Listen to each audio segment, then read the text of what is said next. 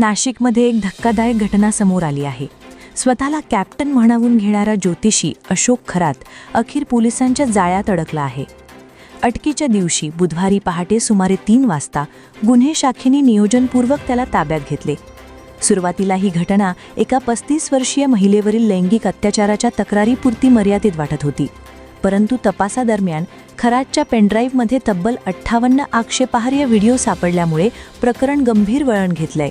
या व्हिडिओमध्ये नेमके कोणाचे दृश्य होते, त्यांचा उपयोग कशासाठी केला जात होता आणि त्याद्वारे ब्लॅकमेलिंग किंवा अन्य प्रकारच्या शोषणाचा प्रकार घडला का, हे आता सखोल तपासले जात आहे. या सापळ्यात अनेक रहस्य दडलेली आहेत आणि पोलीस हे सर्व उलगडण्याचा प्रयत्न करत आहेत. अशोक खरात स्वतःला अंकशास्त्रज्ञ आणि भविष्यवेत्ता म्हणून सादर करत होता. त्याने मर्चंट नेव्हीमध्ये काम केल्याचा दावा केला. 154 देशांचा प्रवास केल्याचे सांगितले.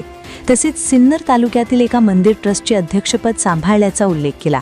या सर्व गोष्टींमुळे त्याची प्रतिमा विश्वासार्ह दिसत होती आणि महिलांमध्ये त्याचा प्रभाव वाढला. त्याच्याकडे अनेक राजकीय नेते, उद्योजक आणि प्रभावी व्यक्ती सल्ल्यासाठी येत असल्याने त्याची सामाजिक प्रतिमा अधिक बळकट झाली. पण या विश्वासाचा गैरवापर करून अनेक महिलांचं शोषण झाल्याचे प्रकरण उघड झाले आहे.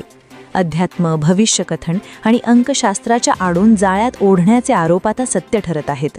ही घटना आपल्याला स्पष्ट सांगते की कोणालाही अंधश्रद्धेने किंवा नकली विश्वासाने फसवू देऊ नये. आपल्या सुरक्षेची काळजी घेणे आणि योग्य पडताळणी करणे अत्यंत आवश्यक आहे. पोलिसांनी नियोजनपूर्वक खरातला अटक केली आणि आता तपास चालू आहे. हे फक्त एका व्यक्तीवर आधारित प्रकरण नाही, तर अशा जाळ्यांवर प्रकाश टाकण्याचा प्रयत्न आहे जे महिलांचा शोषण करण्यासाठी अध्यात्म आणि भविष्यकथनाचा वापर करतात. सत्य आणि सावधगिरीच आपली खरी शक्ती आहे. कोणावरही अंधश्रद्धेने विश्वास ठेवू नका.